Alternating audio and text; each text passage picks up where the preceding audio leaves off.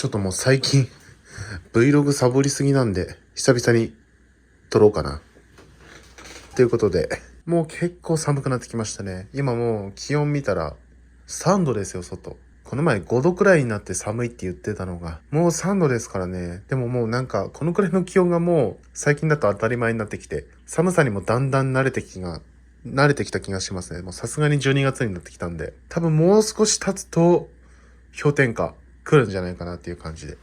こっちもね、真冬は少し雪降ったりするんで、もう会津の方とかは、先週帰省してたんですけど、もう初雪降って、今年、こっちもね、降るような気もする。ほら、もうこの窓の結露の仕方、見てもらってもやばいように。このカーテンも結構濡れてるな。そう、もう本当に乾燥がやばくて、この前買った加湿器はこれ全力でもないな。まだこれでも、出力が半分くらいなんですけど、これ回さないともうほんと乾燥して、もう指とか唇とかひび割れてくるし、夜中とかもう喉痛すぎて目覚めるんですよね。そのレベルで乾燥するんで、もう加湿器必須。壊れたの買い替えてマジでよかったです。これはもう必需品ですね。このね、朝起きたらね、毎回拭いてるんですよ。カビたりしないように。まあそれで、もう3年目になるんですけど、特にカビとか生えてないんですけど、これ気をつけないとな。このカーテンとかも濡れてるから、さっき散歩に行ってきてファミリーマートでなんか美味しそうだなと思って買ってきたの。これ痺れる辛さが好き、癖になるマーラーピーナッツって書いてあるんですけど、こういう系のね、なんか唐辛子とか使ったような中華っぽいやつが結構ね好きなので、美味しいだろうなと思って、ピーナッツも好きなんで買ってきたんですけど、これなんか結構不思議な感じというか、確かにこのピーナッツとかもなんかラー油っぽい味がしてね、結構美味しいなって感じなんですけどね。これ何なんでしょうね。これがめちゃくちゃ美味しい。なんか、唐辛子せんべいみたいな感じに入ってるんですよね。なんか食感も結構不思議。なんか、見た目はなんか外側ツルツルしてて、本当に唐辛子みたいな感じなんですけど、さすがに唐辛子そのままではないと思うんですけどね。なんか、不思議。唐辛子っぽい食感もあるんですが、でもせんべい、なんか、唐辛子とせんべいの間みたいな、なんか不思議な感じで、これめちゃくちゃ美味しい。ちょっとハマるかもしれないな。そう、ついに Apple TV ね、有線のイーサネットのLAN ケーブルつなぎました。やっぱスピードがね、やっぱりね、有線の方が安定度はありますね。無線よりも、まあ速度の問題とかもそうですけども、何せ安定度が、やっぱりこういうデータ量たくさん使うものは有線接続の方が安定感あるんで。Apple TV 買った時からやろうと思ってたんですけど、ケーブルがね、長さが足りる、有線 LAN のケーブルがなかなかなくて、でも見つけたので繋ぎました。うちここにね、これもあれかな、1年ぐらい経つのかな、この TP リングのルーター。ここにね、これかな、繋いで、これもね、でもどうなんだろうな、速度とか、でもそこまでね、ゲームとかするわけじゃないから、あんまり速度はね、こだわらないんですが、どういうケーブルかっていうの全然詳細がわかんないで、速度がどれくらい出るやつなのかわかんないですけれども、この一番下のやつがモデムから繋がってるやつで、これ真ん中のやつが Apple TV で、これがね、一番上がこのソノスの、スピーカー、Wi-Fi スピーカーに繋がってるやつ。もともとね、今 Apple TV に繋いだケーブルをこのソノスのスピーカーに繋いでたんですけれども、結構ね、下の方で余ってたんですよね。こう、長さが。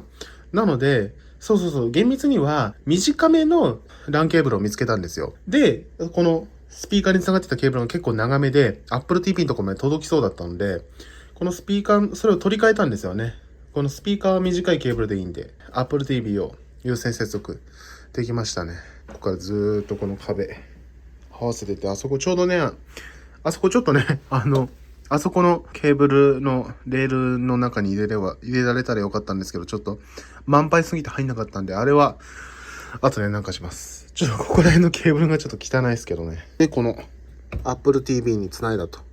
もうあれですね、もうポートすべて使ってますね。電源はもちろん、電源と HDMI もちろん、有線 LAN もつないだんで、3ポートすべて、Apple TV、使ってる感じになります。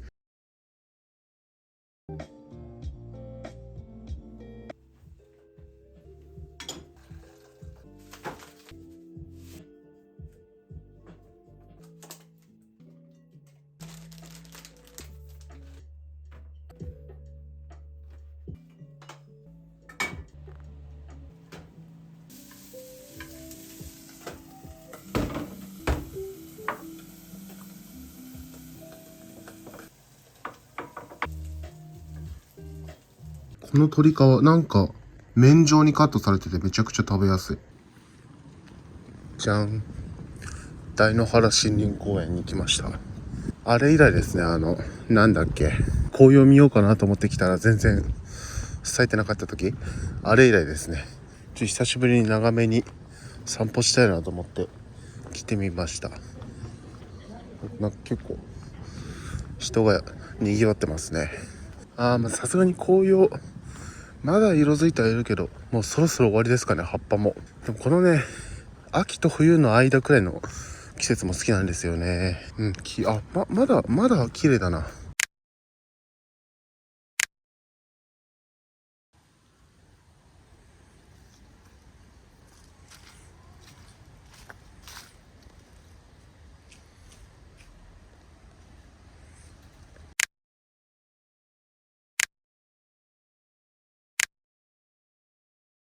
なんか結構カメラ持って歩ってる人もいますね。フォトウォーク日和だったかもな。ちょっと散歩したかっただけなんで持ってきてないですが、やっぱこういう時の利便性も考えてもう少しコンパクトなカメラ欲しいな。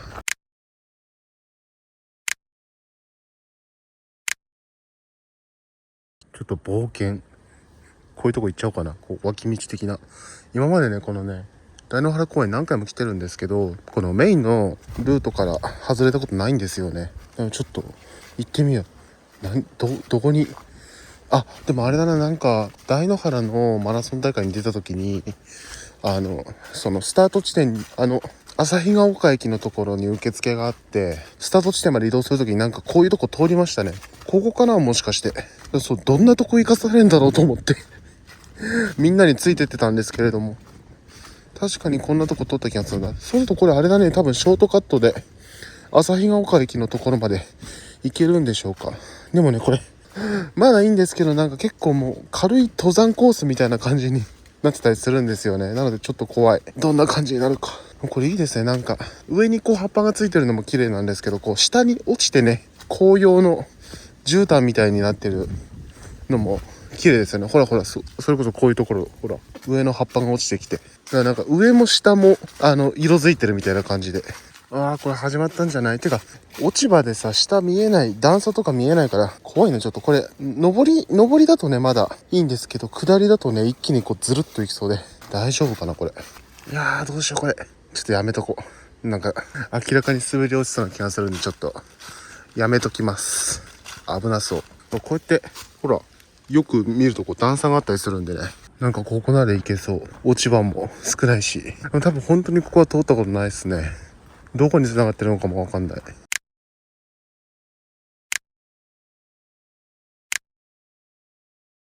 すごい、このなんていうの、ずーっとまっすぐ伸びてる感じ。そういう木がいっぱい。すごい、なかなかすごい360度。これなかなか見ない景色だなこれ。すごい。わあ、すごい、これ本当に登山コースだ。でもこれ、ここの道もちょっと繋がってる雰囲気があるな、あっちに。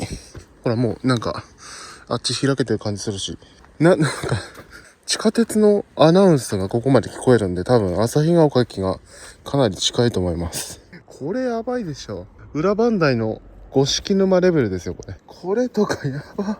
落差がこれどうやって、ここから下降りちゃった方がいいのか、ここを通ってった方がいいのか。いや、なんかこの脇通ってった方がいい気がするな。めちゃくちゃ狭い。30センチぐらいしかないけど。いやー、でもどうなんだろう。降りた方がいいのかな。これね、もうちょっと見ただけではわかんないですけど、なんかこれがね、平らじゃなくて斜めになってたらずるっていきそうな気がするんだけど。なんとか。よいしょ。おいしょ。よいしょ。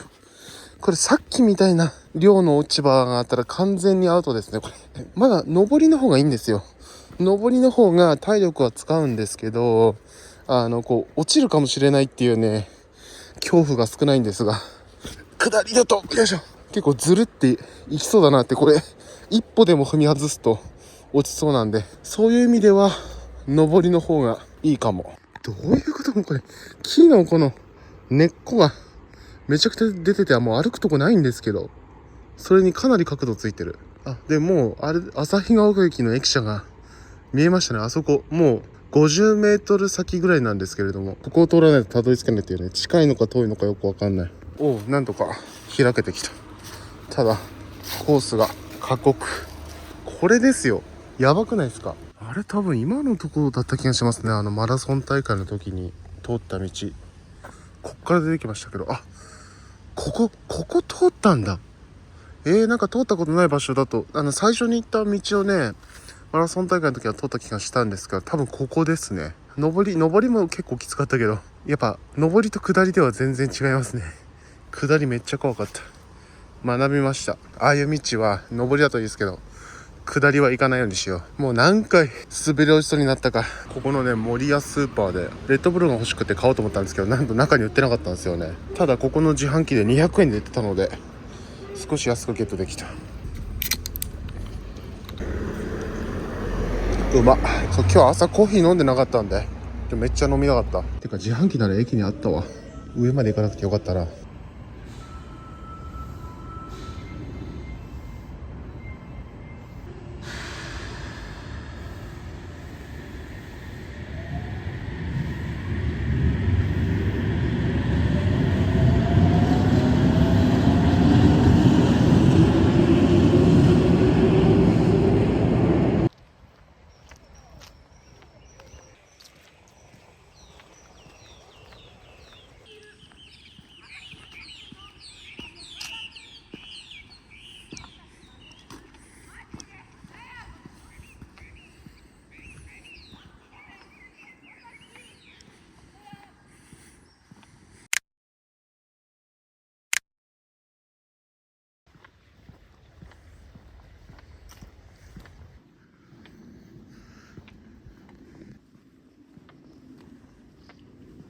いやー、この CMF バットのおかげで結構性能高いな。これノイキャンもすごい効くし、めちゃくちゃ散歩が快適になります。そしてこの色を選んでよかった。ちょっとアクセントになって結構テンション上がる。1時間ぐらい歩ったか。 3.5 キロ。最近全然動いてなかったんでいい運動になった。コーヒーのお供にこれ先週家族と福島駅に行った時に家族が買ってくれたエスプレッソキャラメルのポップコーン。これめちゃくちゃ美味しそうなんですよね。この向山製作所というところの、多分ね、ここのお店が福島駅に入ってたんですけれども、なんだっけ、二本松かどっかに行った時に、ここの店舗に行った記憶があります。もう5年ぐらい前ですけど。あ、郡山で作ってるんだ。なんかすごい美味しそう。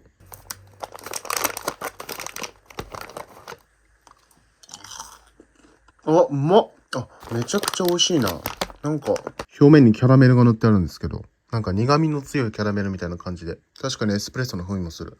これ今まで食べた甘い系のポップコーンの中で一番美味しいかも。カリカリしててめちゃくちゃ美味しい。キャラメルとエスプレッソもここまで融合してるのかって感じですごい美味しいです。さて今日はですね、このデスクをちょっと DIY でちょっと良くしたいとこがあって、このね、キャビネットのところ、これ緑の天板がねあると思うんですけれども、それがこのキャビネットの手前のところで終わってるんですよね。本当はこれどちらも IKEA のやつなんですけれども、この天板をキャビネットの上まで乗せる想定というか、最初はそういう風に使ってたんですけど、ちょっと足元空間が足りなかったので、キャビネットに乗せるのやめて普通に足をつけてっていう感じで使ってるんですけれども、そう、せっかくならあそこまで天板延長したいし、あそこ段差があってめっちゃ使いにくいんで、これね、昔使ってた、これも IKEA のやつなんですけれども、白い天板があるんですけれども、これいい感じにカットして、あそこのキャビネットの上にはめ込めば、これも厚さとかね、同じ IKEA の製品なんで、こう天板の延長できるような感じになるんじゃないかなと思って、ワークスペースがちょっと広がればいいなと思って、それをやろうと思うんですが、ちょっとこれをね、カットするのがなかなか大変そうですけれども。そうで、これね、ここにちょっと金具がついてて、なんかしようとした感がねあると思うんですけど、これ前に同じようなことやろうと思って、でその時は金具でこの緑の天板とくっつけようとしたんですけど、なかなかうまくいかなかったりとか、あとさすがにこの大きさで置いちゃうと、ここの通路がもう確保できなくなっちゃうんですよね。なのでキャビネットの上に乗っかる大きさに多分これが3分の2くらいの幅になるのかな。それで、この白い天板をカットして乗っけようと思います。でも固定はしなくていいかな。乗せるだけでいいはずですね。キャビネットの上の分だけの大きさにすれば。で、それをやったら、このモニターをもうちょっとあっちのね、キャビネット側に寄せたいなと思ってて。で、そうすることによって、この手前の作業スペースとか増えるかなと思って。で、あっちのね、キャビネットの上のあっちの方のデスクスペースもなくなりそうだなと思って、ちょっとそれをやろうかなと思います。で、長さなんですけど、40センチかな。40センチでやろうかなと思います。これ厳密にはこれキャビネット36センチなんですけれども、キリのいい数字にしたいので、40センチにカットしようかなと思います。で、奥行きとかは多分あれ同じなんで、その40センチだけカットして、多分これが60センチあるんで、40センチだとあとやっぱそうですね、3分の2くらいの幅になります。ということで、カットしますね。とりあえず、こんな感じの装備でいけるかな。一応下にブルーシート敷いたんで、木くずとかはあれまとめて捨てられるかな。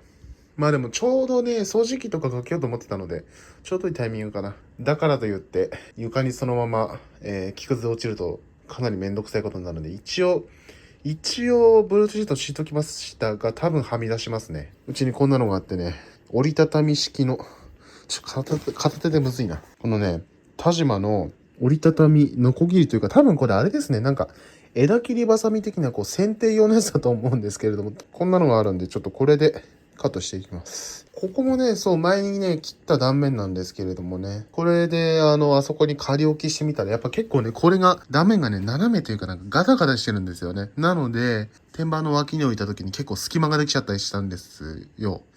なので、なんとか頑張ってまっすぐに切りたい。だからこれ、凹みが、これ、あれですね、多分モニターアームのクランプの凹みとかなんですかね。てかそうだ、多分これがね、凹んだから、それを教訓に、今これモニターもこういうね、木を挟んで、この下にも入ってますね。これがね、無垢材の天板とかだといいと思うんですけど、これ多分ね、中がね、紙というかハニカムボードって言ってこう、蜂の巣状になってて、結構空洞なんですよね。なのでこう、圧力かけちゃうと凹んじゃったり、場合によっては穴開いて、天板に穴開いちゃって、これが倒れてて、モニターが落ちてくる可能性があるんで、これにちゃんとした木の板を挟むようにしてるんですけど、その名残がありますね。ということで、ちょっと下書きの線を引いてちょっとカット、どんな風になるかとりあえずやってみます。なんとか頑張って下書きの線描きました。40センチ。手動なので限界ありますけれどもね、なんとか頑張ってまっすぐ切れるように頑張ってみよう。あとはこれ垂直の角度ですよね。これが、ね、断面見るとこう断面がね、こう、なんていうの、90度じゃなくてこう若干斜めになってたりして、それでも、下の方が前に出てくると、隙間できちゃうんで、それもちょっと気をつけながらですね。こいつが、これプラスチックなんだ、この脇のやつが。だから、ちょっとここ、端っこ切りにくい。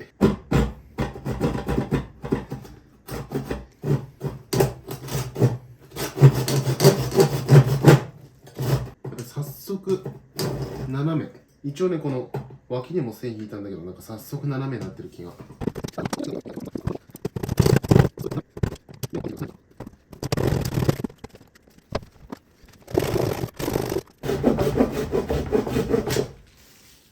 お、なんか想像以上にうまく切れたぞ。もっとガタガタになっちゃうかと思ったけど。で、熱い。想像以上にうまく切れた気がする。めっちゃまっすぐになったぞ。コツを掴んでずっとまっすぐにいて、で、この垂直もちゃんと見ながらやったんでね。ちょっと最初の方これ汚いですけど、これね、奥側になるんで、わざとね、この向きで切りました。最初の方ちょっと失敗しても、奥の方になるようにね、この向きで切ったんで。てかあれだな、もし合わなかったとしても、この面を断面っていうか、くっつける面にしてもいいのか。そしたら綺麗だし、こっちが窓になるんで見えないんでね、それでもいいかもしれないですけれども。ちょっととりあえず設置してみます。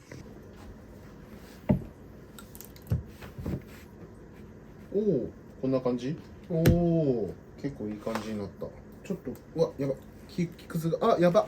木くずが、これあれか。断面の中に入ってたんだな。やばい。デスクの上に木くずをぶちまけてしまいましたが。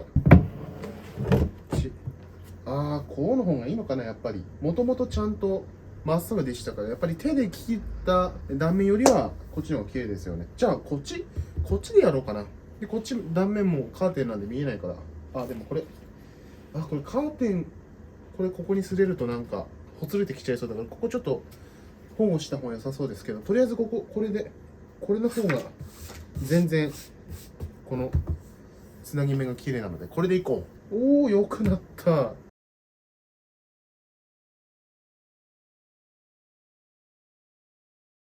むちゃくちゃ良くないですか？そう、こういう感じにしたかったんですよ。あっちのワークスペースが広がった分、モニターをあっちに、端っこの方にして、で、斜めにしてね。そうすることによって、この手前、ちょっと片付けないといけないですけれども、この手前の作業スペースが広がって、めちゃくちゃいい感じになりましたね。で、ここに座った感じは、こんな感じになります。そう、ここの窓もね、今ちょっと、暗いんでカーテン閉めてますけれども、結構ここ明るいんで、後ろが明るいとモニター見やすいんですよね。なので、こういう配置にしてよかった。で、ここもここがもう辛い位置になって、このワークスペースが完全に延長された感じなんで、ここがね、やっぱり段差あって、このね、キャビネットの上でも、いろいろ、物を置けたりはしたんですけど、やっぱり段差があって、ここの段差がやっぱりネックになっちゃって、使い勝手が悪かったんですけど、これでこっち側にもね、いろいろ、一枚のデスクとして使えるんで、いやー、めちゃくちゃ快適になったな。良かったです。なんか、引き出しの中整理してたらこんなの出てきた。レッドブルのアクリルスタンド。確かにこんなのもらった気がするな。多分あれですよね。コンビニとかでレッドブル2本買うと、ついてくるというか、こっから取ってっていいよみたいなやつですよね。せっかくあるんだから飾りたいな。この F1 カーの、レッドブルのアクリルスタンド。なんか、貼ってある。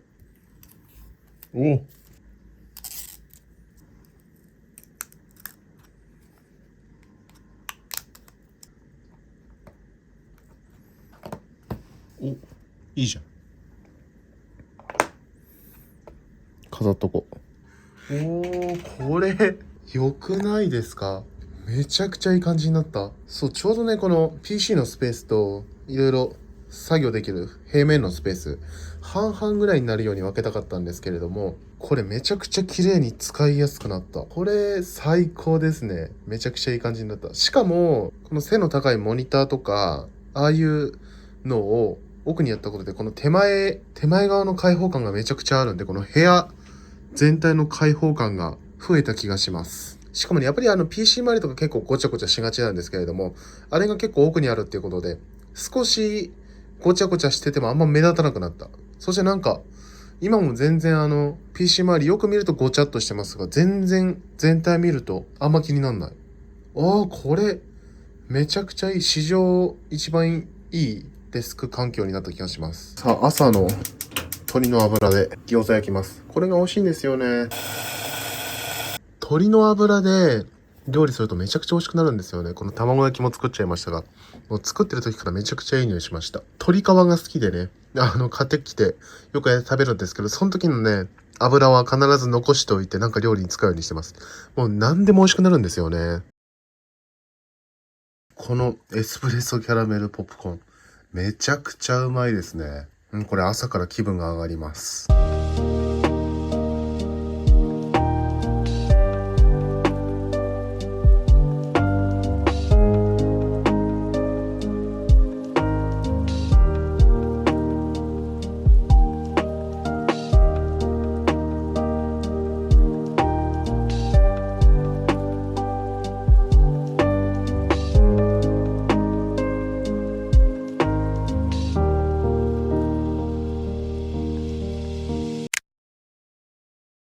じゃじゃん。名取の方まで来てみました。自転車で来たんですけど、1時間ぐらいかかりましたね。でもいいサイクリングになりました。アップルのルート案内が結構優秀でね、やっぱり自転車通りやすい道を選んでくれるんで、やっぱアップローチがあるとこのフィードバックで教えてくれるんで、めちゃくちゃ快適なサイクリングでした。距離にしてね、18キロとかあるみたいです。だから往復するともう40キロぐらいになるんじゃないかなっていう感じで、気温は6度か5度くらいなんですけど、そのパーカー1枚羽織って手袋と帽子かぶったら全然寒くなかったですね。今日あそこ行ってみたいです。あれイオンタウン、イオンモールか、名取のイオンモールがなんか結構でかくて面白いらしいんですけど、行ったことなかったんで来てみました。てかそもそも名取来ることあんまなくて、っていうかあれだな、初めて来たのがこの前のマラソン大会の時だったんで2回目ですね、名取に来るの。今もねどこ歩ってるか全然わかんないですけど、もう本当にアップルのマップに頼って来ました。もうあれなかったら帰れないですね。完全にどこ走ってるか、てかどこ歩ってるかわからない。結構でかいな。なんかこっち側から見るとあれですけど、結構あれ多分奥まで続いてる感じですよね。あっち側に長いんだな。場内満車だって。随分空いてるように見えるけどな。なんか満車って書いてあります。なんかやっぱ結構海が近い雰囲気ありますね。この開けた感じ。なんか海見えなくても海が近いっていうのってなんか雰囲気でわかりますよね。結構でかいわ。そしてでかいっすね。リフほどじゃないですけど結構大きい方じゃないですか。すげえ、これ駅直結になってんのこのイオン、すごいな。ちなみにこれが来る時もずっとあった、これ空港アクセス線みたいですね。なんかずっと高架橋になってるから新幹線かと思いましたがアクセス線みたいです。仙台空港も近いらしいんですよね。もう全然車は結構賑わってるのに歩いてませんね、人が。あんまり電車で来る人いないのかな。でも駅の駐車場は満車ですね。森関の下駅っていう駅らしいです。結構立派ですね。反対側まで回ってきましたが結構やっぱでかいっすね。広告見る感じ映画館も入ってんのかな。すげえ、めっちゃ賑わってる。そしてでかっ、すげえ、小島電機も入ってる。ちょっと一回人多すぎて上上がってきました。そしたら上は空いてますね。なんか下で結構イベントとかやってるんですよね。なので結構混んでるんですけど、上上がってきたら大したことない。これチャイハネってリフのイオンにもあったアジアン系のお店ですよね。これ私の好きなお香とか多分売ってるんじゃないかな。異国感めちゃくちゃいい。すごいクリスマスのデコレーションがいい感じですね。すごいな、こんなにすごいと思わなかった。かなり魅力的な場所。さすがに3階まで来ると人がまばらですね。なんか適当に歩ってたらこの駅の直結する橋に出ましたね。 KFC です。めっちゃ腹減った。 KFC 久々だな。てか席空いてる？ところどころ空いてるな。 KFC とか久々なんだけど、なんだっけ、ツイストなんとかなんだっけ、適当に頼んだんで全然覚えてないけど、ペッパーマヨなんとか、こういうやつねとのセット。これはコーラ。うまい。満席に見えてところどころね空いてるんですよね。そんな混んでる方じゃないのかな。あれ自転車どこに止めただろうな。いろいろね買いたいものあったんですが、何せ自転車でね1時間かけて帰らないといけないんで、それ考えると袋とか持って、帰るのめんどくさいなと思って結局何も買わずに出てきた。 KFC だけ食べてきました。ここじゃないな。もしかして逆側？これやばい、自転車にたどり着けない。やっぱり逆側でした。そうだ、駅のこのアクセス線の駅の方に止めたって覚えてたんでよかった。ありつけた。ちょっと雨降ったんですかね。なんかポツポツしてます。いや今降ってないですけど、これひどいな。これサドルがね結構穴開いてて、このビニールテープでね補修したんですけど、めちゃくちゃ貧乏くさ。これなんとかしないとな。あとこのグリップとかもね、なんかすごい、ここの2つがボロボロなだけに全体がボロボロ見えてしまう。ここもビニールテープで留めてるんですよ。これねなんか回転しちゃうんですよね、このグリップがちょっと緩すぎて。なので結束バンドでね締めた方がいいんですが、その結束バンドの断面のところがこう手に刺さって痛いんで、このビニールテープで保護したっていう。そしたらめちゃくちゃなんか貧乏くさくなっちゃった。多分あれですね、この前通ったな、マラソン大会行く時。多分あっち行くと名取駅ですよね。そしてここずっと待ってたんだけど、多分これ横断歩道ないからこれ下降りないといけないんですね。めんどくさいな。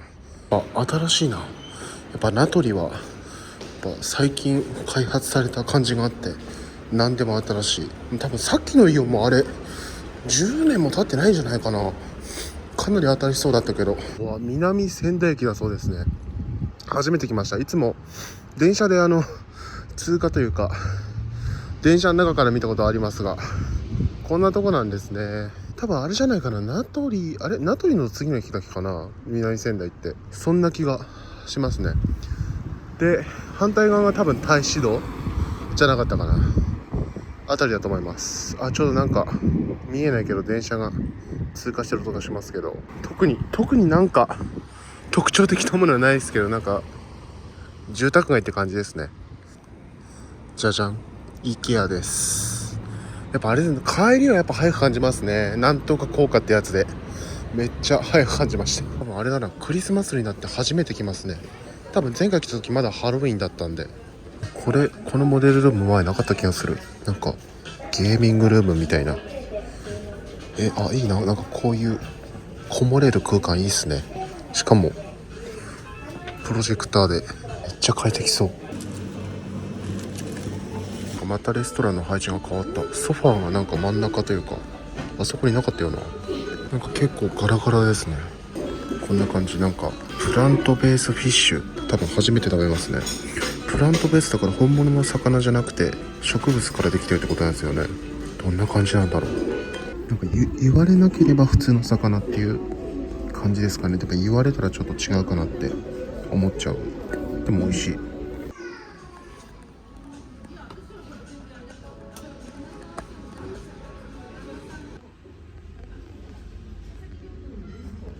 ああいうソファー席とか座りたいけど何人かで来ないとダメだな。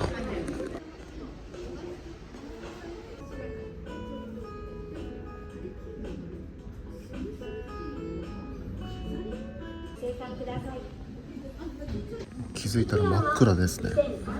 めっちゃ質感いいな、この石みたいな陶器かとこの真鍮の組み合わせめちゃくちゃいいな。これね、テーブルランプの傘だけ欲しいんですよね。ベッドサイズのねガラスのやつがね電球直接なんで眩しくて、なんかこう三角のもいいけどこっちかな、これかな。いいね、799円。あれうちにあるのに互換性あるかな。でもなんとかなるか。買ってこう。これいいな、なんかカラーで表示できる温度計めっちゃいい。これそう PM2.5 まで感知できるんだ。さすが環境意識高い。こんなポータブルちっちゃい Bluetooth スピーカーがあるんだ。ちょっと欲しいな、持ち運び用にめっちゃ良さそう。しかもちょっと待って、699円になってる。ちょっと1個買っちゃおうかな。最近こういうなんかカラフルなのトレンドですよね。でもちょっとうちのインテリアに取り入れるにはちょっとレベル高いな。失敗しそうな気がする。ポストカードをね飾る額縁をちょっと追加で調達します。ちなみにスピーカーは色が気にならなかったんでやめました。とりあえず4つ。俺なんかちょっと違う気がするな。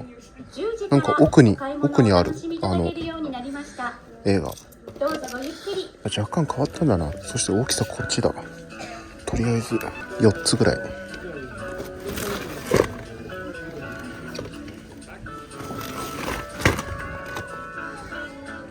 なんかちょっと心配、うちのと合わせた時に違和感出ないか。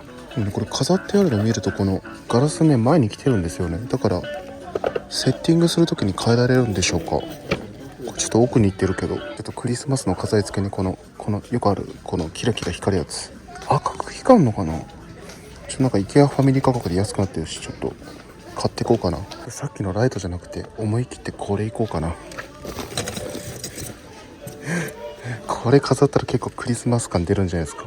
これにしよう。これ全部セルフになったんだ。ベルトコンベヤーみたいなのなくなってる。よし、購入完了。結構寒い。今3度らしいです。なかなか寒いっすね。ここもすごいもみじの絨毯になってますね。白鳥がこんなくらい中います。なんかここずっと工事やってんだろ。あっちか。なんかいろんなとこピカピカ光ってると思ったら、これなんかずっと工事やってるんですね、この海岸線。ピント合ってなかった。ほらピカピカしてる。ちょっと待って、これさ映ってっかな。多分仙台初雪じゃないですかこれ。今雪降ってる。それは寒いわけだ。もうここについてる結晶が。ついに仙台も雪降りましたね。ほらちょうど街灯で映る。もう完全雪ですよね。ほら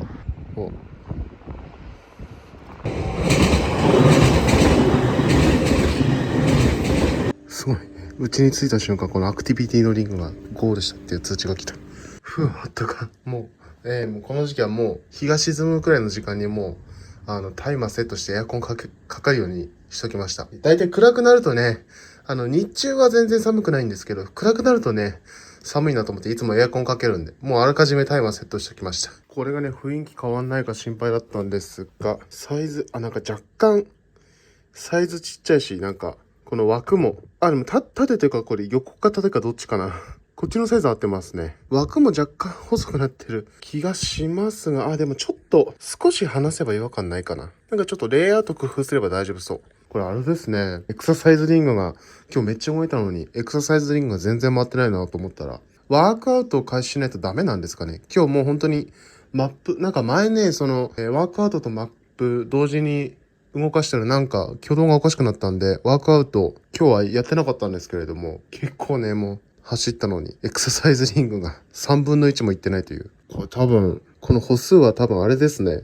普通に自転車じゃなくて自分の足で歩いた歩数ですよね、これ多分。でもね、今日ね、あれもう本当に片道ね、18キロって書いてあったんで、だから往復したら結構40キロ近く、しかも途中、IKEAによって少し、道外れたと思うんで、そんぐらい走ったと思いますよ。そう、あれを変えたかったんですよ。このガラスのシェードちょっと、綺麗なんですけど、ちょっと眩しいんですよね、直接電球が来ると。で、今ちょっとね、光量が少ない電球にしてるんですよ、眩しいんで。だから結構、iPhone の性能が、カメラの性能が良すぎて結構明るく映ってますが、肉眼だとちょっとあそこ暗いなって感じするんで、シェードを変えて明るい電球を取り付けようと思います。テーブルランプ用なんで、ちっちゃいですね。よいしょ。はいはいはい。これがあれかな、布の部分。で、針金というかこの、躯体になる部分。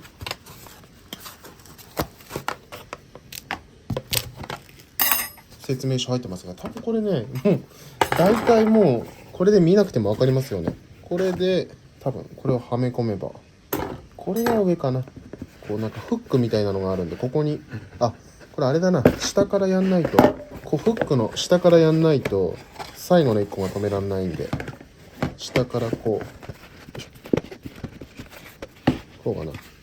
で下もよいしょ、最後の1個ができた。はい、こんな感じ。多分ね、互換性が完璧ではないんですよね、これ。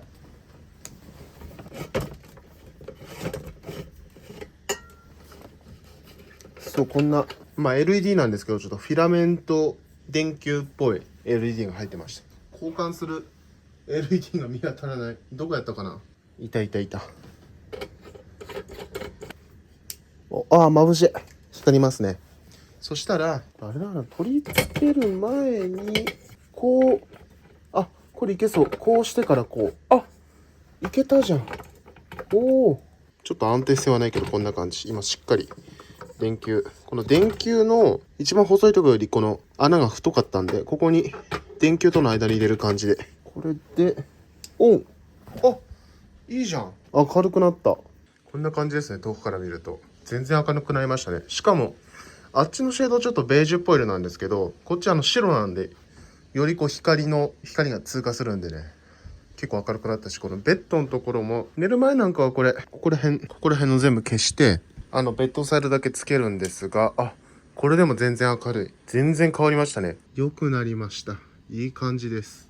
夕飯こいつ。これね、ご飯にツナフレークかけて、めんつゆかけて、マヨネーズかけただけなんですけど、これがね、めちゃくちゃうまいんですよね。もう、癖になるうまさ。なんか作るのめんどくさい時ね。ご飯とツナあればできるんで、これめちゃくちゃおすすめです。2杯目は、チャーシュー丼です。うまそう。ちょっとお腹空いて先にご飯食べちゃいましたが、ちょっとこの、フォトフレーム設置したいと思います。今こんな感じになってますね。6枚貼ってあるんですけれども、ちょっと移動しながらやります。この3枚のポストカード、これも地元の愛知で撮られた絶景のポストカードなんですけど、これもね、飾りたくて買ったんですけど、額縁がなくて貼れなかったんで、ちょっとね、もうちょっと、これ今3枚しかないんですけど、もっと飾りたいのあったんですけど、ちょっと今出てこなかったので、ちょっとそれは後で。だから3枚だけ飾ろうかな。これがね、なんか、どういう、あれになってるのかなって感じなんですよね、この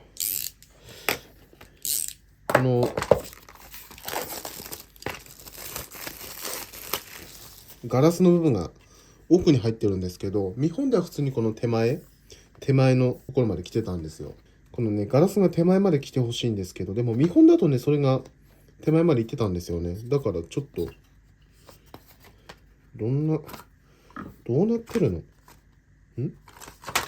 あ、なるほど。なんか、こういう枠が追加されてますね。あ、これがなんかスペーサー的な役割をしてて、今ちょっと後ろにへこんだ形になってたんですかね。じゃあ、これを取れば、あ、普通にいけましたね。この手前にまで持ってこれました。これは何なんだろう。この少し奥になることで何が変わるんだろう。ただ見た目の問題ですかね。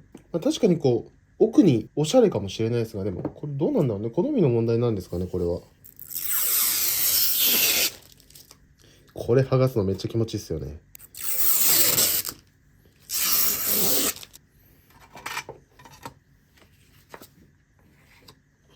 これをね、学んだのが少しね、仮止めしとくといいんですよ。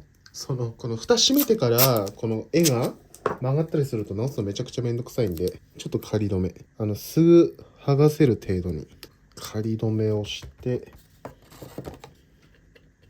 あ、なるほど、これ、わかった。これあれですね、この、止めるこの金具、これがこのままこの蓋というか、この、背面の板をこうやっちゃうと、ここが使えないんですね。だから多分、このスペーサーを、この後ろにやると、このストッパーが機能する。あ、なるほど。どっちにしろこのスペーサー的なのは中に入れないといけないですね。これだと全然、今までのやつとも変わらずな見た目ですね。でも、ちょっとこれわかるかな。ちょっと、あれですね、スペーサーがあって後ろに空間がある分、ちょっと、なんていうの、奥に浮いちゃってるというか、浮いちゃってっていうのかな、隙間ができちゃってるんで、これね、四隅止めた方がいいですね。今、この2箇所しか止めてなかったですが、四隅止めないとね、角から浮いてくる。これでいいでしょ。完璧。ちょっと残り2つもやっちゃいます。